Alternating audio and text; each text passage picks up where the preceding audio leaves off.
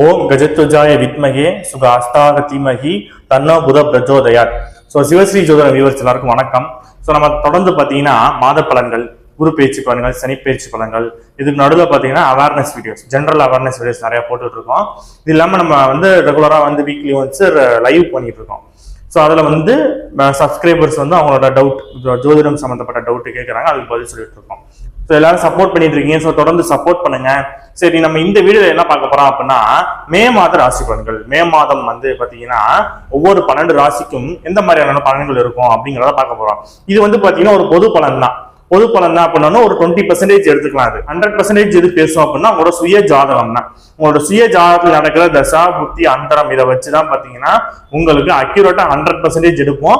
இது ஒரு 20% நீங்க எடுத்துக்கலாம். இது பொது பலன்கள் போது. இந்த மே மாசம் என்னென்ன விசேஷம் இருக்கு அப்படின்னு பார்ப்போம். முதல்ல மே மாதம் பாத்தீங்கன்னா 4ஆம் தேதி, மே 4ஆம் தேதி பாத்தீங்கன்னா அக்னி நட்சத்திரம் ஆரம்பம். அதாவது அக்னி நட்சத்திரம்னால எல்லாருக்குமே தெரியும், அது பாத்தீங்கன்னா வெயில் அதிகமா இருக்கும். இப்பவே வெயில் பிப்ரவரி மாசமே ஆரம்பிச்சிச்சு. வெயில் பயங்கரமான வெயில் இதுக்கு முன்னாடி இருந்ததை விட இப்ப 2 டிகிரி 3 டிகிரி 4 டிகிரி செல்சியஸ் அதிகமா தான் இருக்கும்னு சொல்லியிருக்காங்க. நம்மளும் புத்தாண்டு பலன் வீடியோலையும் சொல்லியிருப்போம், அதுக்கு முன்னாடி இருந்த குரு பேச்சு பலன்களையும் சொல்லியிருப்போம், இந்த வருடம் வெயில் அதிகமா இருக்கும் அப்படின்னு. அப்ப இந்த மே மாதம் 4ஆம் தேதி ஆரம்பிக்கின்ற இந்த அக்னி நட்சத்திரம் மே மாதம் 28ஆம் தேதி தான் முடியுது. அப்ப ஒரு 25 டேஸ் இருக்குது. இந்த காலகட்டங்கள்ல முடிஞ்ச அளவுக்கு எல்லாரும் வெளியில போவதை தவிர்த்துக்கோங்க. அந்த மதியம் ஒரு 11 மணில இருந்து மதியம் ஒரு 2-3 மணி வரைக்கும் அட்லீஸ்ட் இந்த டயத்துல மட்டும் வயதானவர்கள், குழந்தைங்க எல்லாம் வெளில போக தடுத்துக்கணும். முடிஞ்ச இந்த வெப்பத்தால வர நோய்கள்லாம் இந்த மாதிரி நேரத்துல தான் வரும். அம்மை போடுவது, இது மாதிரியான வெப்பத்தால் வரக்கூடிய நோய்கள்லாம் இந்த மாதிரி நேரத்துல தான் வரும். ஸோ அதை கொஞ்சம் கவனமா இருந்துக்கோங்க. இந்த அக்னி நட்சத்திரத்துல என்னெல்லாம் பண்ணக்கூடாது அப்படின்னா, மரம் வெட்டக்கூடாது, புதுசா இடம் வாங்கி வீடு புதுமனை போறது சொல்லுவாங்க பார்த்தீங்களா, கிரகப்பிரவேசம் பண்ணக்கூடாது. இது மாதிரி சுபகாரியங்கள் ஒன்று நம்ம தவிர்த்துக்கணும் இந்த அக்னி நட்சத்திரத்துல. மற்றபடி வேற பெரிய பாதிப்பு எல்லாம் கிடையாது. 8ஆம் தேதி பாத்தீங்கன்னா மதுரை மீனாட்சி அம்மனோட திருக்கல்யாணம் நடக்க போகுது. மதுரை மீனாட்சி அம்மனோட திருக்கல்யாணம் உலக புகழ் பெற்றது, எல்லாருக்கும் தெரியும். ஸோ மதுரை ஃபுல்லா திருவிழாவா இருக்கும். அப்ப ஸோ முடிஞ்சா போய் அட்டன் பண்ணுங்க. வாய்ப்பு இருந்தா சொல்றேன், ஏன்னா கூட்டங்கள் அதிகமா இருக்கும். ஸோ வயதானவர்கள், கர்ப்பிணிகள் இவங்க மட்டும் கொஞ்சம் அவாய்ட் பண்ணிக்கோங்க. முடிந்தால் போயிட்டு வாங்க, இல்லாட்டி வீட்டிலே இருந்து கூட நம்ம டிவில யூடியூப்ல பாத்துக்கலாம். 12ஆம் தேதி பாத்தீங்கன்னா மே 12ஆம் தேதி பாத்தீங்கன்னா சித்ரா பௌர்ணமி வருது. சித்ரா பௌர்ணமியில எவ்வளவு விசேஷங்கள் இருக்கு எல்லாருக்குமே தெரியும். எல்லா ஊர்கள்ல இருக்க சிவன் கோயில் பெரிய பெரிய விசேஷங்கள் நடக்கும். முக்கியமா மதுரையில பாத்தீங்கன்னா கள்ளழகர் ஆற்றில் இறங்கும் வைபவம் அன்னைக்குதான் நடக்கும். ஸோ எவ்வளவு உலக புகழ் பெற்றது எல்லாருக்குமே தெரியும். மதுரையில கள்ளழகர் ஆற்றில் இறங்குறது. ஸோ வாய்ப்பு இருக்கிறவங்க நேரில் போய் பார்த்துட்டு வாங்க, முடியாதவங்க வீட்டுல இருந்தே பார்க்கலாம். ஏன்னா அந்த கூட்ட நெரிசல் அதிகமா இருக்கும். அதனால அது ஒரு மிகப்பெரிய விசேஷம். சித்ரா பௌர்ணமின்னா என்னன்னு பாத்தீங்கன்னா, இந்த வருஷத்தோட ஆரம்பம், அதாவது முதல் மாசம், வருஷத்தோட முதல் மாசம் சித்திரை மாசம், அதுல வர முதல் பௌர்ணமி. அப்போ முதல் மாசம் முதல் பௌர்ணமி ரொம்ப சிறப்பு. அதனால சித்ரா பௌர்ணமி நம்ம கொண்டாடுறோம். இந்த சித்ரா பௌர்ணமியை யாரை வழிபடணும் அப்படின்னா, சித்திரகுப்தன் சொல்லுவோம்ல, அவரை வழிபடணும். ஏன்னா சித்திரகுப்தன் தான் பாத்தீங்கன்னா நம்மளோட பாவ கணக்குகள், புண்ணிய கணக்குகள் எழுதுறவர். சோ நம்ம அன்னைக்கு பார்த்தா அவர்கிட்ட வழிபடணும். அப்ப இந்த புது வருடத்துல நம்ம பாவங்களை அதிகமா செய்யக்கூடாது, நம்ம புண்ணியத்தை தேடணும் அப்படின்னா சித்திரகுப்தன் வழிபாடு பண்ணணும். சோ சித்திரகுப்தன் வழிபாடு பண்ணுங்க. என்ன பண்ணலாம் அப்படின்னா, புதுசா டைரி எழுதுறாங்க பாத்தீங்கன்னா, புதுசா கணக்கு வழக்கு எழுதுறது, புதுசா வங்கி கணக்கு ஆரம்பிக்கிறது, இது மாதிரி புதுசா ஏதோ ஒரு வகையில ஒரு ஆரம்பம் பாத்தீங்கன்னா சித்ரா பௌர்ணமி அன்னைக்கு செய்யறது சிறப்பு. வேற என்ன அப்படின்னா, சிவபெருமானோட வழிபாடு தான். சித்ரா பௌர்ணமி அன்னைக்கு சிவபெருமான் வழிபாடு மிக சிறப்பு. அப்புறம் பாத்தீங்கன்னா மே 1ஆம் தேதி, மே 1ஆம் தேதி உழைப்பாளர் தினம். எல்லாருக்கும் தெரியும், மே 1ஆம் தேதி உழைப்பாளர் தினம். அதாவது உழைப்புக்கு காரகம் யாருன்னா சனி பகவான் தான். அப்ப இந்த மே 1ஆம் தேதி உழைப்பாளர் தினம். உலகெங்கும் உள்ள உழைப்பாளர்கள், தொழிலாளர்கள் எல்லாருக்கும் நம்மளோட வாழ்த்துக்கள் ஃபர்ஸ்ட் தெரிவிச்சுக்குவோம். சரி, இந்த மாசம் கிரக நிலைகள் எப்படி இருக்கு அப்படின்னு பார்ப்போம். ஃபர்ஸ்ட் பாத்தீங்கன்னா இந்த புத பகவான் பாத்தீங்கன்னா மீன வீட்டுல இருந்தார். இவர் 7ஆம் தேதி மேஷ வீட்டுக்கு வந்துருவார். மே மாசம் 7ஆம் தேதி மேஷ வீட்டுக்கு வந்துருவாரு. சூரியன் பாத்தீங்கன்னா மே 14ஆம் தேதி வரை இங்க இருப்பார். 14ஆம் தேதிக்கு அப்புறம் ரிஷப வீட்டுக்கு போயிடுவார். குரு பகவான் பயிற்சி ஆகிறார். குரு பகவான் வாக்கிய பஞ்சாபம் ரீதியா பாத்தீங்கன்னா மே மாதம் 11ஆம் தேதி ரிஷப வீட்டுல இருந்து மிதுன வீட்டுக்கு போறாரு. திருக்கணித பஞ்சாபம் படி பாத்தீங்கன்னா 14ஆம் தேதி, 2 நாள் தான் டிஃபரன்ஸ். சோ பெரிய அளவுல மாற்றங்கள் கிடையாது. அப்ப 14ஆம் தேதி குரு பகவான் மிதுன வீட்டுக்கு போறாரு. நம்ம குரு பயிற்சி பலன்கள் தனியாவே போட்டிருக்கோம். சோ பிளேலிஸ்ட்ல இருக்கும், போய் பாருங்க. சரி, அடுத்து பாத்தீங்கன்னா செவ்வாய் பகவான் கடக வீட்டுல பயணம் பண்ணிட்டு இருக்கிறாரு. ராகு கேது பாத்தீங்கன்னா திருக்கணித பஞ்சாபம் படி மே மாதம் 18ஆம் தேதி ராகு பகவான் மீன வீட்டுல இருந்து கும்ப வீட்டுக்கும், கேது பவன் கன்னி வீட்டுல இருந்து சிம்ம வீட்டுக்கும் பயிற்சி ஆகிறாங்க. சோ நம்ம ராகு கேது பயிற்சி வீடியோவும் போட்டிருப்போம், சனி பயிற்சி வீடியோவும் போட்டிருப்போம். சோ பார்க்காதவங்க போய் பிளேலிஸ்ட்ல போய் செக் பண்ணி பாருங்க. இதுதான் இந்த மாசத்தோட கிரக நிலைகள்.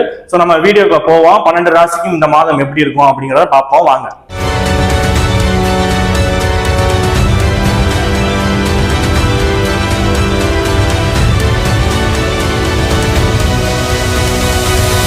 இப்ப நம்ம மகர ராசியை பார்ப்போம்.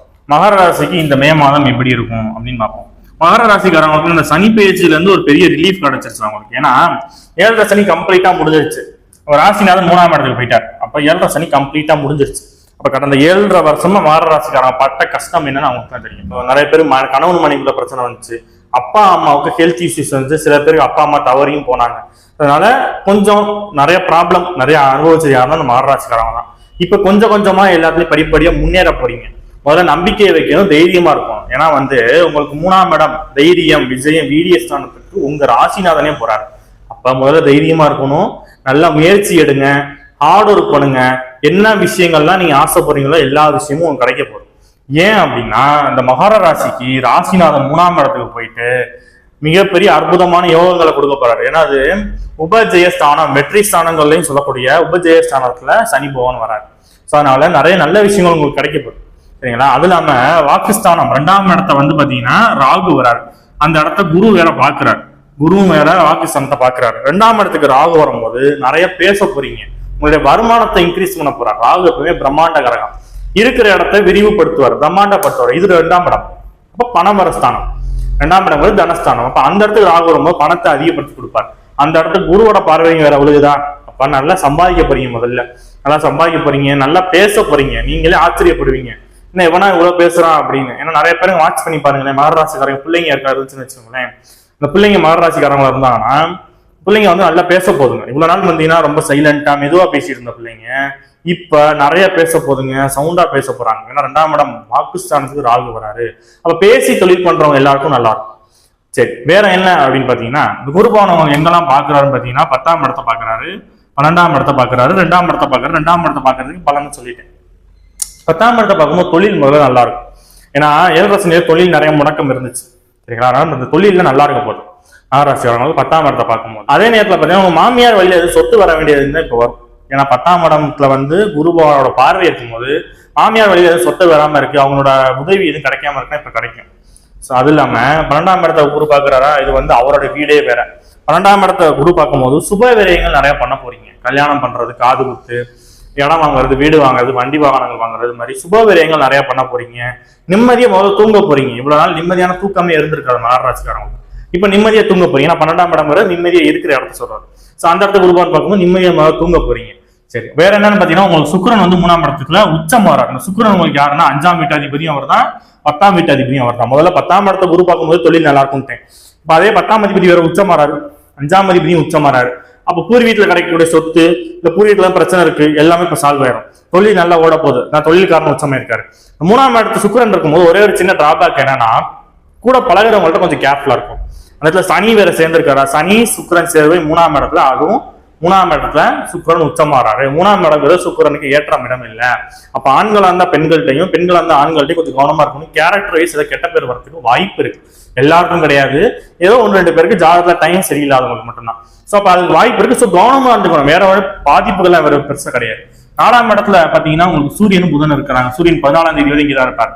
அப்ப 4ஆம் இடத்துல புதன் இருக்கு. புதன் யாரும் உங்களுக்கு பாக்கியாதிபதியா வர்றான், 6 அவர் தான். புதன் 4ஆம் இடத்துல இருக்கும் போது நிறைய பேர் பாத்தீங்கன்னா 2 இன்கம் பார்க்க போறாங்க. 2வது இன்கம், 2வது வருமானம் பண்றதுக்கு நல்ல ஒரு ஆப்டான டைம் எதுன்னு பாத்தீங்கன்னா இந்த டைம்.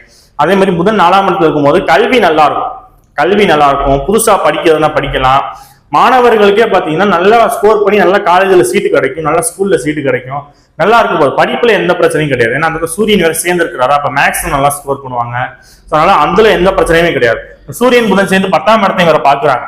அப்ப நிறைய பேருக்கு பாத்தீங்கன்னா தொழில் நல்லபடியா இருக்கும். அப்ப தொழில் நல்லா இருக்கிறதுக்கு 3 ரீசன் வந்துருச்சு. ஃபர்ஸ்ட் குரு பாக்குறாரு, 2வது இந்த 10ஆம் அதிபதி உச்சம் வர்றாரு, 3வது சூரியன் புதன் சேர்ந்து 10ஆம் இடத்தை பாக்குறாங்க. சோ இப்ப தொழில எந்த பிரச்சனையும் இல்லை, படிப்படியே முன்னேற போறீங்க தொழில. அடுத்து பாத்தீங்கன்னா உங்களுக்கு 14ஆம் தேதிக்கு அப்புறம் சூரியன் வேற 5ஆம் இடத்துக்கு போறாரு. இப்ப சூரியன் யாரும் உங்களுக்கு 8ஆம் அதிபதினு சொல்றது. அப்ப என்னன்னா குழந்தைங்களோட உடல்நிலையில கொஞ்சம் கவனமா இருந்துக்கணும்.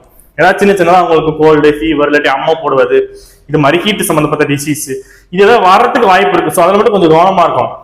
மேல இருந்த பெரிய பயப்பு இந்த 5ஆம் இடத்துல சூரியனால கிடைக்க போறது கிடையாது. 6ஆம் இடத்துல குரு இருக்கிறார். அது நம்ம ஏற்கனவே குரு பயிற்சி நிறைய சொல்லிட்டேன். 6ஆம் இடத்துல குரு இருக்கும்போது என்னன்னா கொஞ்சம் பாடியை ஆக்டிவா வச்சுக்கணும். ஏன்னா 6ஆம் இடம்னா அடி வயிறு, குருனா கொழுப்பு. அப்ப அடி வயிற்றுல கொழுப்பு சேர்ந்துடும். அதாவது தொப்பை போடுறது, பெல்லி கொஞ்சம் அதிகமாகும். ஸோ அந்த நேரத்தை என்ன பண்ணி இந்த மாதிரி நேரத்தில் என்ன பண்ணிக்கணும்னா பாடி எக்ஸசைஸ் பண்றது, ஜிம்முக்கு போறது, இந்த மாதிரி ஆக்டிவிட்டிஸ்ல உங்களுக்கு கான்சென்ட்ரேட் பண்ணிக்கணும். சரி, 7ஆம் இடத்துல செவ்வாய் நீச்சம் மாறாருன்னு சொல்றது. ஆனா அது பொதுவா நீச்சம்னு எடுத்துக்க வேணாம். ஏற்கனவே வந்து பாத்தீங்கன்னா இந்த செவ்வாய்க்கு இங்க வந்து சந்திரன் இருக்கிறாரா, அப்ப அந்த வீட்டு அதிபதி பாக்குறதுனால நீச்ச பங்கம் கிடைச்சிடும். இது இல்லாம கோச்சாரத்திலையும் சந்திரன் வந்து பாத்தீங்கன்னா இங்க ஒரு 2 நாள் இருப்பாரு, இங்க 2 நாள் இருப்பாரு, இங்க 2 நாள் இருப்பாரு, இங்க 2 நாள் இருப்பாரு, இங்க 2 நாள் இருப்பாரு. இந்த 12-13 நாள்ல பாத்தீங்கன்னா செவ்வாய் வலுப்பெறுவார். மொத்தம் இருக்க 30 நாள் 13 நாள் செவ்வாய் வலுப்பெற்றுவார்.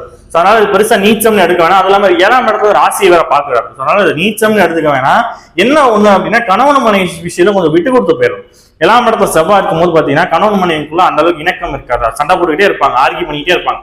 அதுல கொஞ்சம் விட்டு கொடுத்து போயிடும். 8ஆம் இடத்துல வேற கேது இருக்கிறாரா, அப்ப 7, 8 கொஞ்சம் பாதிக்கப்படும் போது கணவனா அந்த மனைவிட்ட, மனைவி வந்து கணவன்ட்ட விட்டு கொடுத்து போயிடணும். 7ஆம் இடம் 8ஆம் இடத்துல இருந்து கொஞ்சம் பாதிப்பு இருக்கும் போது அந்த உணவு பழக்க வழக்கங்கள்லாம் கொஞ்சம் கவனிச்சு பாத்துக்கணும். தேவையில்லாத ஃபுட்டு அவாய்ட் பண்ணிடணும், அவுட் சைடு ஃபுட் எல்லாம் அவாய்ட் பண்ணிக்கணும். 8ஆம் இடத்துல கேது வரும்போது சின்ன சின்ன விபத்து நடக்கிறதுக்கு வாய்ப்பு இருக்கு, கையில காலில் அடிபடுறது வாய்ப்பு இருக்கு. ஸோ அதுல மட்டும் கொஞ்சம் கவனமா இருங்க. மற்றபடி வேற பெரிய பாதிப்புகள்லாம் எது கிடையாது. ராசிக்கெல்லாம் பாத்தீங்கன்னா 5ஆம் தேதி ஆஃப்டர்நூனுக்கு மேல 6ஆம் தேதி 7ஆம் தேதி பாத்தீங்கன்னா சந்திராஷ்டமம் இருக்கு. ஸோ இந்த நாட்கள்ல மட்டும் பாத்தீங்கன்னா மாரராசிக்காரங்க கொஞ்சம் கேர்ஃபுல்லா இருந்துக்கணும். அதாவது பணங்காசு விஷயங்கள்ல, கொஞ்சம் ஒர்க் பண்ற பிளேஸ்ல எல்லாத்துலயும் கொஞ்சம் கேர்ஃபுல்லா இருக்கும். வண்டி வாகனம் போகும்போது கொஞ்சம் கேர்ஃபுல்லா இருந்துக்கிறது. சின்ன சின்ன விபத்து நடக்குது, கையில காலில் இடிச்சுக்கிறது, இந்த மாதிரி சின்ன சின்ன விஷயங்கள் வந்து இந்த சந்திராஷ்டமத்தில் நடக்கும். ஸோ அந்த மாதிரி நேரத்தில் கொஞ்சம் கவனமா இருந்துக்கணும். மற்றபடி இந்த மாரராசிக்காரங்களுக்கு வேற பெரிய பாதிப்புகள் கிடையாது. இருந்தாலும் பாத்தீங்கன்னா இந்த 2ஆம் இடத்துல ராகு வரும்போது நல்லா பேசுவீங்கன்ட்டு, ஆனா அதிகமா பேசிடுவீங்க, கொஞ்சம் எக்ஸஸா பேசிடுவீங்க. அப்ப பேச்சுல கொஞ்சம் கவனமா இருக்கும்.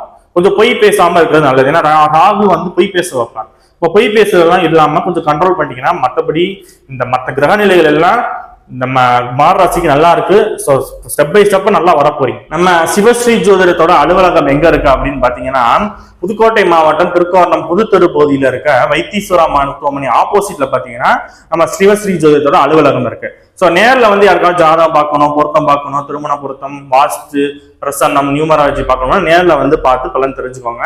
நேரில் வர முடியாதவங்க என்னோட ஃபோன் நம்பர் இருக்கு, ஃபோன் நம்பருக்கு ஃபோன் பண்ணி கேட்டு வாட்ஸ்அப்ல உங்க டீடைல்ஸ் சென்ட் பண்ணி ஆன்லைன்ல உங்களோட ஜாதக பலன்களை தெரிஞ்சுக்கோங்க. ஸோ நம்ம வந்து பாத்தீங்கன்னா தொடர்ச்சியா வந்து இது மாதிரி பலன்கள் நம்ம போட்டுட்டு இருக்கோம். ஸோ தொடர்ந்து சப்போர்ட் பண்ணுங்க. வீடியோ பிடிச்சிருந்தா லைக் பண்ணுங்க, ஷேர் பண்ணுங்க, சப்ஸ்கிரைப் பண்ணுங்க. ஸோ அடுத்த வீடியோல பார்ப்போம். அதுவரை உங்களிடமிருந்து விடைபெறுவது உங்கள் ஜோதிடர் சிவாஜி ஸ்ரீனிவாசன். நன்றி, வணக்கம்.